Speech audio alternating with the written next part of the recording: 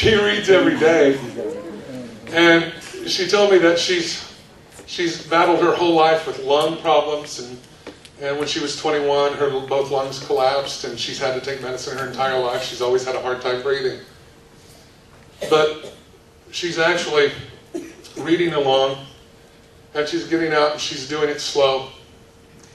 When I weighed 505 pounds on September 15th, the last thing I wanted to do was go out and exercise. It's the last thing I wanted to do. Believe me. And I could have used the same excuse I'd used so many times before. You know what I'm going to do? I'm going to lose 50 pounds or so, and then I'll get out there. Now, you guys go on. Yeah. No, seriously. I mean, you know, I don't want to die. I mean, come on. And I can do it if I go out there and try to walk. And I thought, you know, that's a bunch of hokey. I'm going to do it. Couldn't do much, but that's okay, because it was a start. Just like you coming here tonight. It's a start. I had to start. That first night, September 15th, 2008, we went to the Hutchins Trail, and I looked at that trail and went, okay, I don't think I'm ready for that. Not quite. So my daughter had a brilliant idea. Well, why don't we just go around just the immediate area around the building? I said, okay, maybe that's a little more manageable. I did that. And made it barely one time around. And I was out of breath. I felt, I don't know if it was just my anxiety from being out of breath or whatever, but I was feeling pains, and I was like, oh no, this isn't good. But the next night we got out there and did it again, and then we did it again the next night, and the next night. And after a week, all of a sudden, after a week, we were up to 2 times around. Another week went by, we were doing 3 times around that building. Not on the trail, just around the building. Wasn't quite ready for the trail yet. On day 30, we went out and we did a mile. And it felt great. I said, you know, I can do this now. Oh, it was hard, it wasn't easy, but I could do it without fear of collapsing. I mean, I walked a mile. You know how proud I was of that? I called everyone I knew. You'll never guess what I just did. A mile. I went out and drove around. Reset my trip monitor and said, check this out, Courtney. I'm going to keep driving. You'll see how far a mile is. That's how far I walked. Because I was really scared that I couldn't do it. I was really scared that I'd be just like those people that told me, a person told me recently, Sean, I don't think I can do it. I don't think I can exercise. I just don't.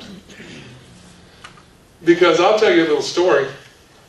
Every time I go to Walmart, I'd spend more time driving around the parking lot looking for the closest space than I would in the store. Because I didn't want to walk. I remember one time I picked a space a little further out because I had no choice. Didn't have a choice. And there was this little old lady that was getting out of her car.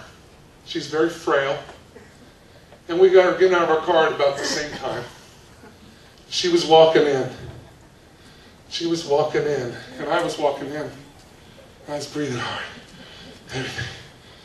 And I looked over and I realized she's 80 years old and she's winning. She's beating me. Is this really happening? She beat me to the doors. I didn't want that to happen. I tried. I was pushing, but I didn't want to collapse. Because this 80-year-old would have to save my life. That would look weird. People would come to our aid and say, man, you're going to be okay. Well, I'm here to help. And, no, it's him.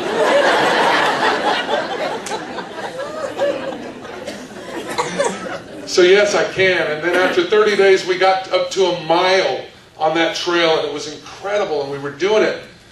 We were doing it. And then another month passed by. I was in the racquetball court playing racquetball. You know who my racquetball partner is? The Wall. The Wall's the best racquetball partner. You know why? Because they never have an excuse not to do it. They'll always return the ball, and they'll always keep me running. That was a workout. And I felt like I'd reached a point, and then pretty soon I started doing 1.5 miles at the trail. Then I started getting on the treadmill and doing a couple of miles. Last week, after losing over 100 pounds so far,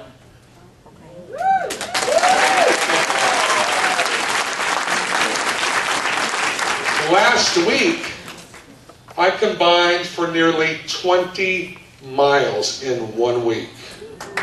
Yeah. That's an increase in my endurance and stamina by 2,000%. 2,000%. It's an amazing difference. Now when I go to Walmart, I don't look for the closest space. Not at all. I park wherever's convenient. I'll park clear out by Murphy Oil if I have to. And I get out of my car and I walk confidently in that store. I don't waddle. Never really walked before when I was over 500 pounds. It's more like this. You know? I didn't realize I was doing that. My wife would pull me aside every now and then. You're waddling.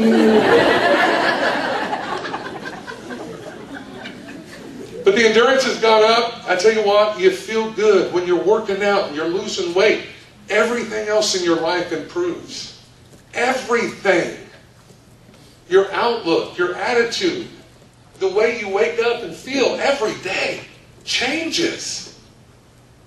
It's amazing. I went and weighed yesterday, stepped on that scale, and I was at 386 pounds.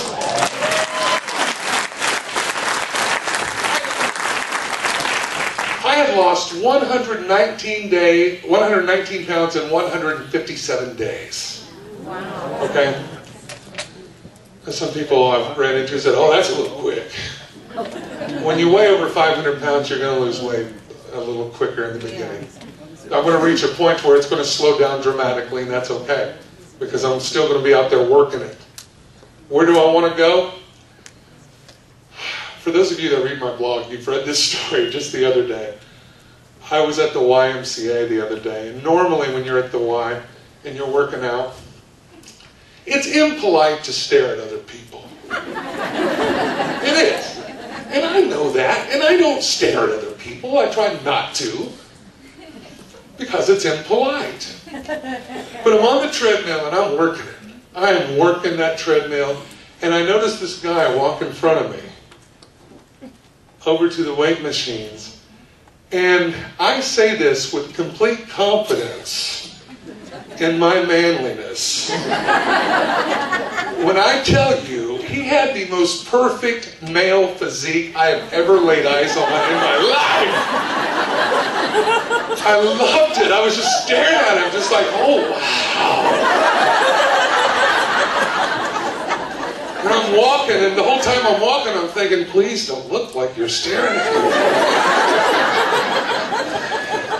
Just try to glance every now and then.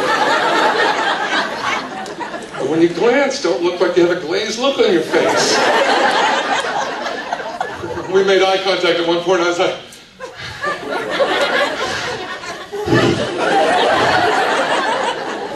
all of a sudden we were back in high school, and he was a girl, and I was...